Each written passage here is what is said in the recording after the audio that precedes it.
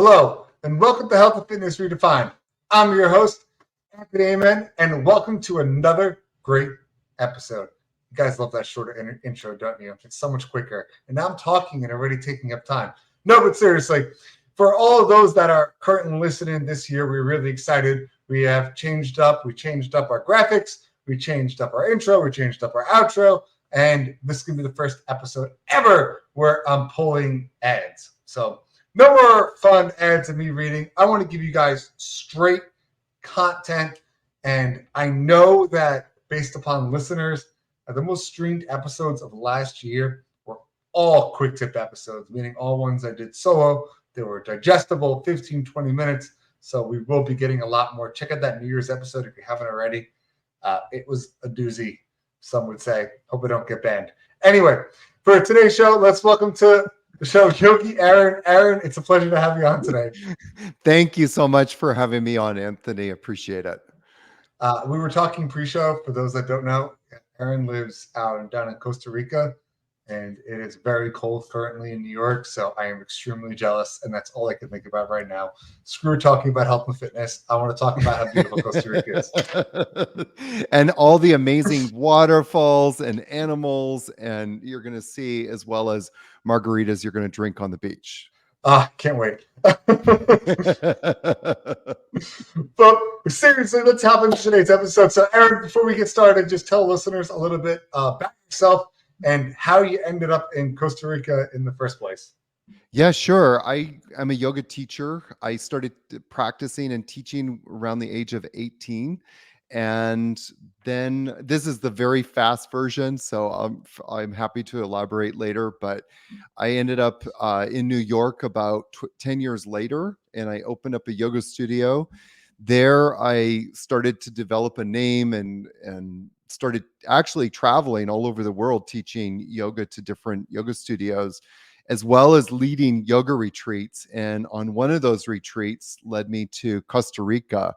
And as this retreat center that I was going to was at the end of this long and dusty road. And on the way, there was a Century 21 sign outside this property, and immediately caught my attention because as I was driving by, there was this tunnel of bougainvilleas and hibiscus flowers. And as I looked down the tunnel, at the end of the tunnel was this beautiful turquoise ocean. And everything inside of me just said, home. And so I thought, okay, let's do something here. So we did. And my business partner and I teamed up, and we created Blue Osa Yoga Retreat and Spa, which is where I'm located now. That's awesome. Yeah. One day we're going to have a Redefined Fitness in Costa Rica, and that will be my home base. Yes. I would be honored if Blue Osa could become your redefined fitness home base of operations for your tropical base. I'm excited. We're going to have to talk about that. But today's episode, just to be more specific, and I want to get your personal backstory about why you mentioned this. And you said, stop stretching. Yes. Don't stretch. What does that mean? And where did that concept come from? So I got into yoga because I was, as a young kid, teenager, I was very athletic. I grew up in Canada, so I was into dog sledding, snowshoeing, canoeing, cross-country running, fitness training, all kinds of sports, football, hockey. So one of the things I started to notice was my body was tightening up on me.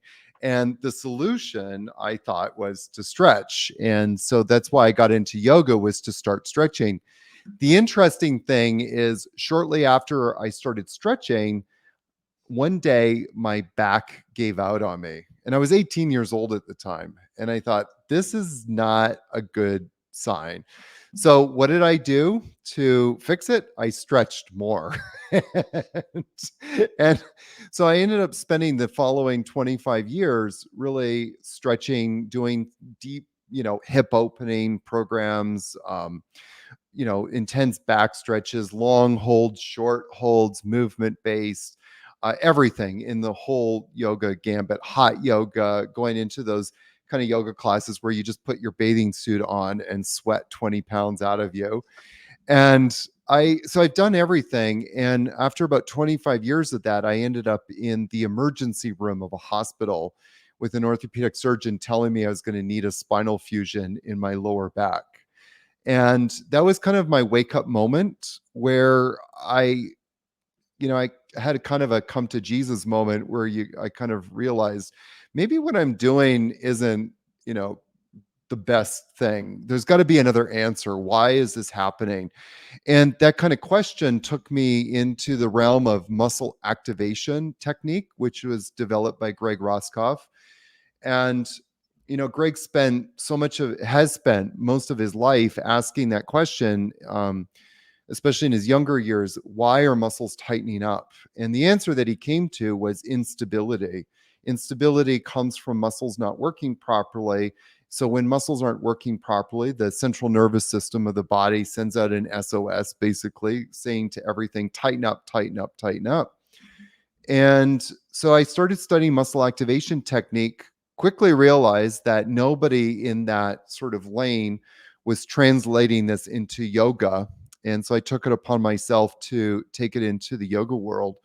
The reason why I tell people to stop stretching is because when we stretch, we basically cut that neuromuscular connection between the brain and the muscles. And so your central nervous system basically knows where your muscles are in space, the space meaning your body.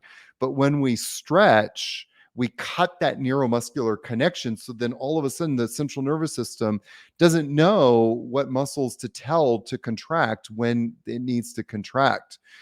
So that's why you shouldn't stretch. What we should be focusing on is improving muscle function, improving a muscle's ability to contract and contract on demand. And when we have that happening, the tightness disappears. Greg often refers to it as like melting the ice, because when we step on ice, what does our body do as a protective mechanism? It tightens up. So what we want to do is thaw that tightness. We want to melt that tightness. How do we do that? By creating stability. And we do that by getting muscles to work properly. So in the yoga world, I know it's the complete opposite. A lot of people think of yoga as, well, I got to stretch. And I would say that that's very much sort of like a Western, a modern, last 30 years ish kind of Western idea about what yoga is, but that's not at all what yoga is supposed to be about. So I'm telling yoga people, stop stretching, start activating. No, I mean, totally transparent. When I first got into this room, I have no freaking idea what yoga was. Everyone's Yes. like, oh, yoga. And I'm like, stretching? So I kind of had that same thought. But after really diving into muscle techniques and yoga in of itself, I actually came to the exact opposite conclusion. I said, wow, yoga is not stretching. Yes. Yeah. Yoga is way more dynamic movements than it is sitting there in a static stretch and holding a pose. Yeah. Yeah. Which Well, a definitely lot of, doesn't help. I mean, I don't know if this is off topic or not, but the yoga postures that we see are very much misinterpreted. The idea behind the yoga postures is to begin to shift energy in the body. And so we can actually trace it to a biomechanical, physiological response too. And I'll give you a quick example. If we do a lot of forward bends, if we come into forward flexion, we're going to have a very calming effect. The idea of forward bends is to create an energy of calming down. If we do a back bend, if your listeners right now are listening and open their arms up and just kind of lift the chest, you come into a back bend, all of a sudden you feel more energy, blood is flowing. So the postures start to have this very interesting energetic effect in the body. And so the ancients kind of did these postures to change our energetic momentum. So if you're kind of a person who's sluggish in life, then maybe doing a few more back bends is going to help you feel more energetic. If you're kind of a person who's not able to focus, maybe do a few more forward folds. So we know that the postures start to shift our energetic momentum, both, energetically in the woo-woo land, but also in a physiological, biomechanical way as well. And that's the gift of yoga postures if we do them correctly.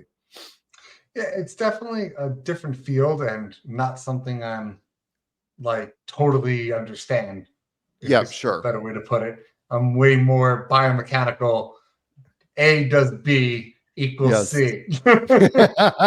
This is my analytical brain functioning 24/7. Like Yeah. when I do business, it's not about watching culture or flow. It's all right, here's a number. Now let's work backwards of that number to figure out how to get to another number in kind of that same sense. Yeah. So I guess I first want to kind of break down, because that was a lot, is different types of stretches. And the two most common ones are dynamic and static stretching. Sure. So does this relate to both? And what's the difference? Or do you want me to explain? Totally up to you. So, well, no, static stretching is basically when you're holding a stretch and you're kind of using an outside force to push a muscle beyond its end range of motion. So, like a typical static stretch that you see a lot of runners doing is lifting, they'll be standing and then they'll lift their leg up and put their foot on some sort of park bench or something, and then they'll fold over that leg. That would be a good example of a static stretch. And they might hold it for 10 seconds, 15 seconds, 30 seconds, whatever. A dynamic stretch is different. A dynamic stretch is when maybe you're standing by that park bench and you put one hand at the top to kind of steady yourself, and then you just lift using your muscles. You would lift one leg up as high as you could and hold it there, for a few seconds, and then maybe lower it back down, and then just keep repeating that a few more times. So what static stretching tends to do is stretch or elongate a muscle. In this case, if you're doing that static stretch, you're elongating the hamstring. What we actually know, and you being very analytical, I'm also, especially as I'm getting older, becoming more and more and more analytical myself. And that's one thing I really love about muscle activation that Greg developed, is because not only is it based in science, it's also, you can go and test things afterwards. You can see, is this making my body stronger, or is it making it weaker? And that's a really cool thing. And so, if we're actually doing a dynamic stretch using that example of lifting your leg up as high as you can, you're now exercising the quads. You're engaging the quads, getting them to start firing properly, which then is going to have a reciprocal effect on the hamstring, and the hamstring will actually start to release and let go, as in the pairs of opposites, agonist and antagonistic relationship. So a lot of in muscle activation, especially in the Ayama approach, the applied yoga anatomy and muscle activation approach that I teach, all of it is based on this kind of dynamic quality, if you will. And there's a few little, other little things that we do in there, but the bottom line is that it's really kind of bringing this dynamic quality to movement. I tend to try and avoid the word stretching because I think it's not really doing what it's doing justice. Like, it kind of puts the wrong idea, because what we're actually doing is exercising the quads to start working properly, so it has an effect of like melting tightness in the body. Yeah, a lot really good examples. You did break up for like 20 seconds, but I think we got the main gist of it. I think the cold in New York is affecting my Wi-Fi. Really bad joke. But no, I couldn't agree more. And I want to just pin that like one little specific point, just talk about like different sides of it so you guys can hear from my opinion too. A lot of times in like the 80s and the 90s, and I remember even me being in elementary school, we always used to stretch before gym class. It was a very common thing to hold a pose, do this for about 10 minutes, holding poses 15, 20 seconds.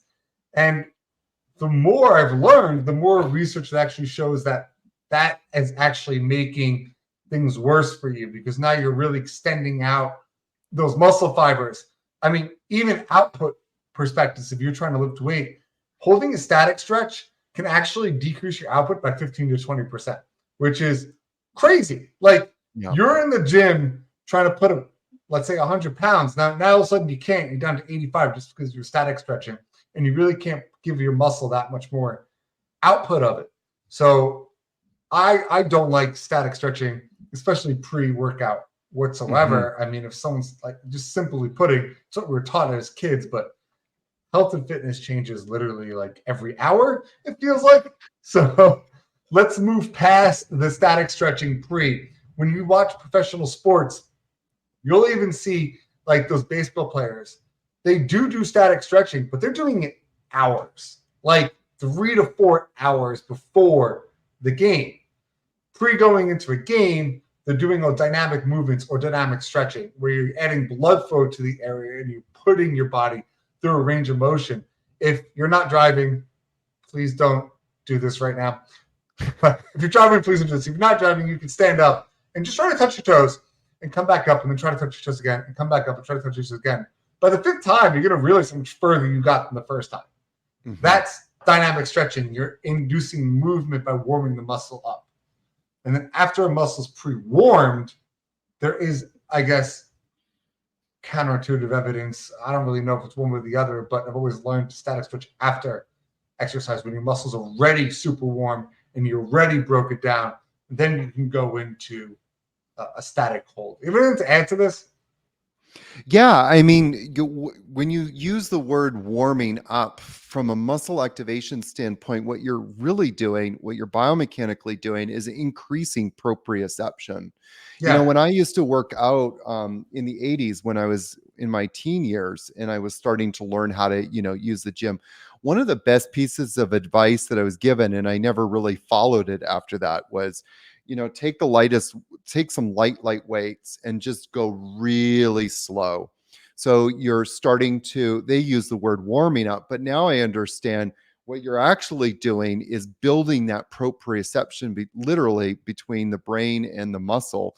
And so with that proprioception comes increasing the muscle's ability to contract properly and getting all of those muscle spindles to be able to shorten to their most coiled up degree, if you will.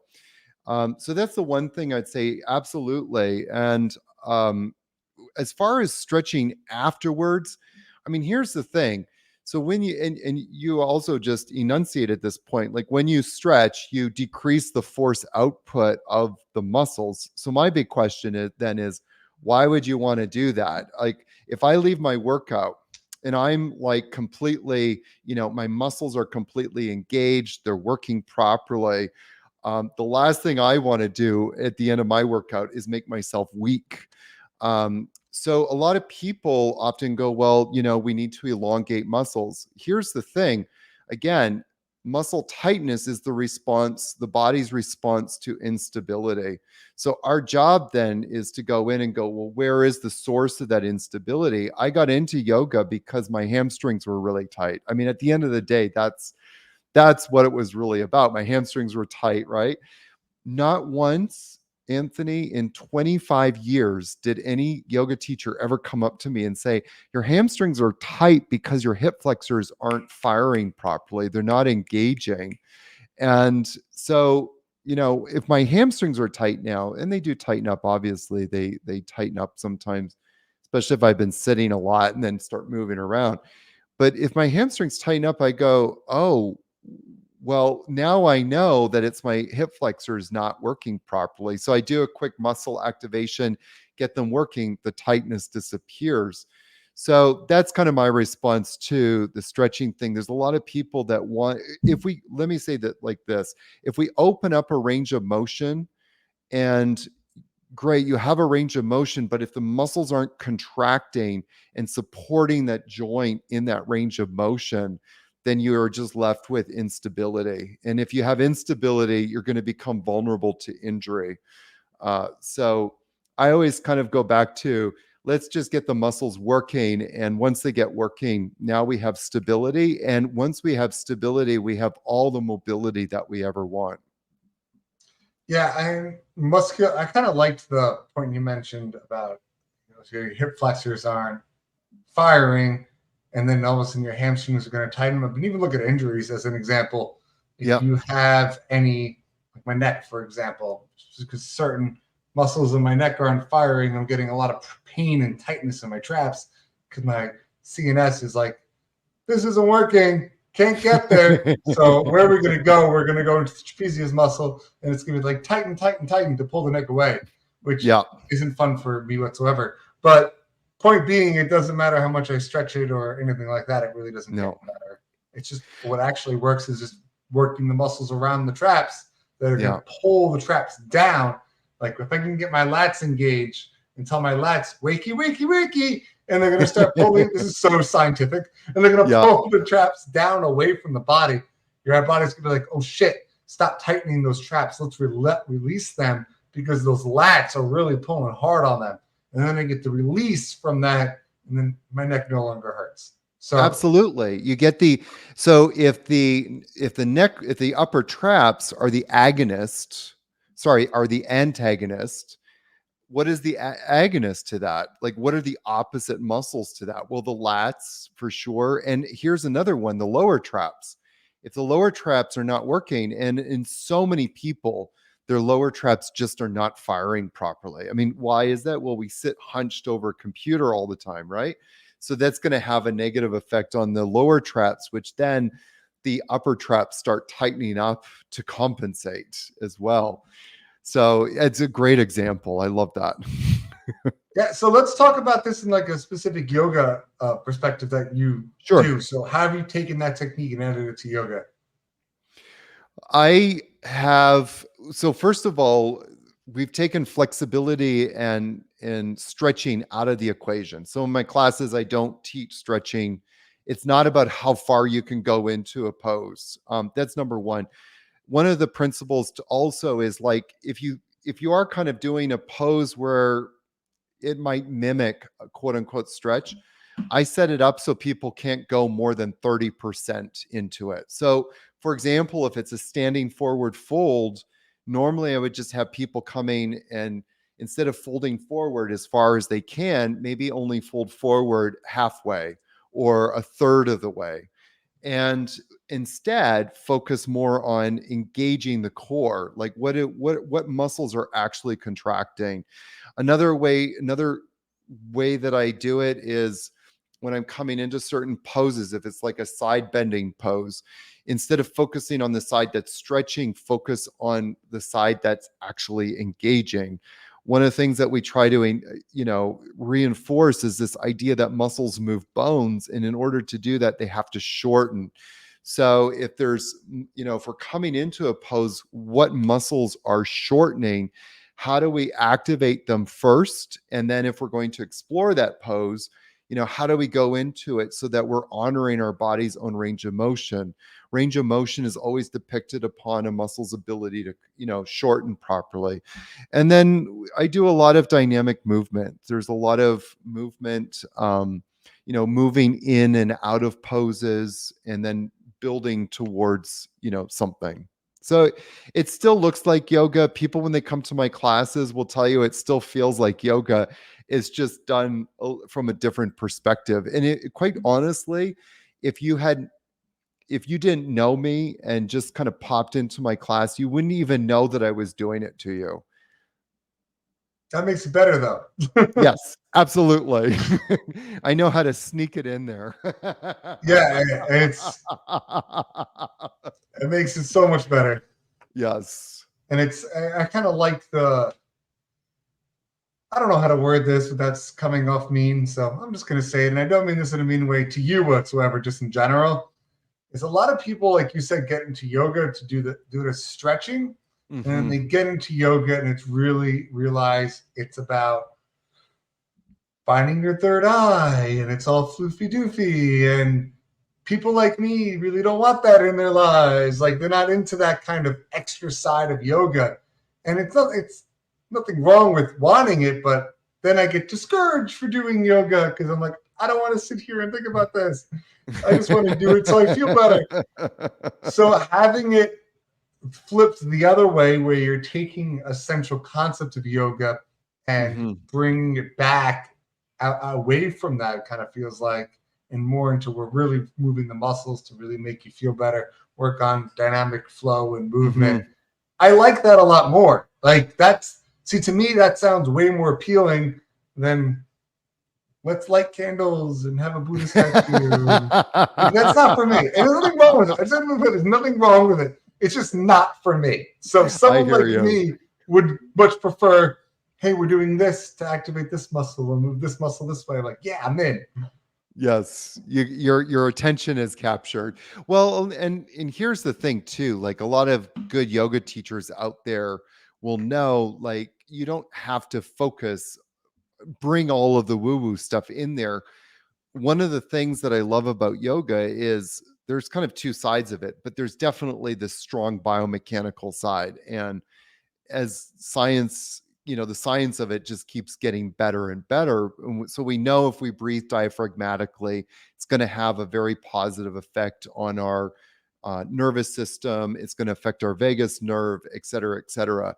And if we get people to focus on those things and do them well, you know, the spiritual side will just start to happen, and I got into yoga because I wanted to stretch. I mean, that was the main driver.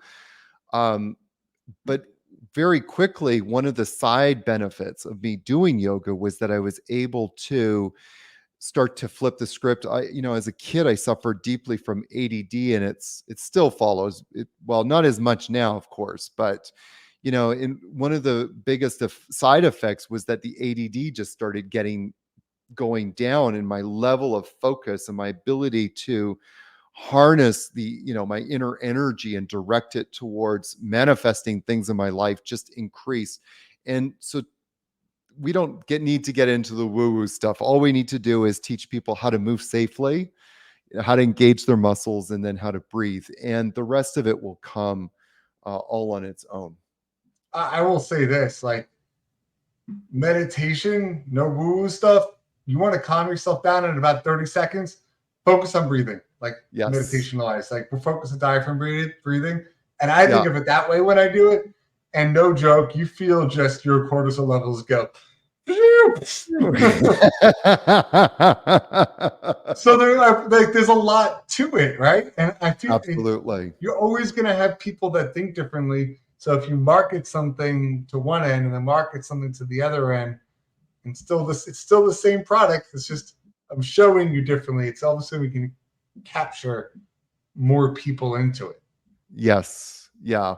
Well, and also too, my personal ambition is to, get more education about biomechanics into the yoga world, because there's so many yoga teachers that, I mean, there's this one yoga teacher I see on Facebook all the time now, and she kind of pops up in my feeds, and she's like, your hips are tight because your sacral chakra is blocked. And I'm just like, but people buy into that. People buy into this idea that emotions are stored into the hips, and you have tight hips because you're dealing with trauma from your childhood. It's like, oh my God. Okay. So, just trying to teach some basic biomechanics to yoga teachers, and that's my big thing, so that we can start to teach to a larger group of people, and also teach movement more safely.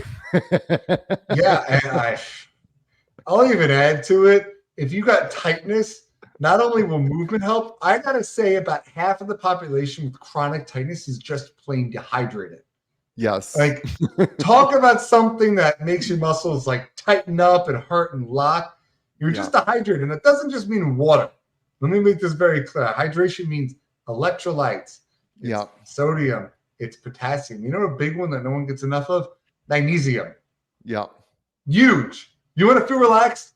Take some magnesium. I will warn you, you will poop the next day. It's definitely going to come, but it's a lifesaver. I take magnesium almost every night because I have slight restless leg syndrome and I get nerve pain. So hmm magnesium takes it away more than Advil. Like it's a lifesaver. I did a whole episode on magnesium about a year and a half ago. So really go listen to that's love it. There's a blend, Nice. guys, of science-y, only follow drugs to Eastern medicine. There's a middle ground, and that's where everyone should be. Absolutely. Well, there's wisdom to be gleaned in both. But I also think that both don't really invite room for pseudoscience, like just make it up as you go along. And especially like in the yoga world, I can speak to this, that there's just there's too much making it up as you go along. Yes. All right, Aaron, I'm gonna wrap this up and ask you the final two questions I ask everybody. So, first Perfect. question: if you were to summarize this episode in 1 or 2 sentences, what would be your take-home message? Fun and really informing. I mean, it's nice to talk with somebody who knows a little something about the body. So I really that just tickles me. Thank you. I appreciate that. And the second question: how can people find you, get a hold of you, and learn more about your retreat? Yeah, sure. So I asked you to before the show if you could put a link in the show notes. Just go there. It's theyogi.club/Anthony Amen. And they can go there and get, I have a free gift for everybody. They can try it. One of my biggest jams is to help people get out of pain. So people can go there, choose their pain pathway, and get a solution to their pain, and learn a lot more about me. Also, you can go visit my website, yogiaaron.com. That's easy to remember, yogiaaron.com. I'll remember that. Yes. When I'm in Costa Rica, I'm going to be like, oh, I know a retreat locally, even though it's like you said, it's like Please. 5 hours away. Please do.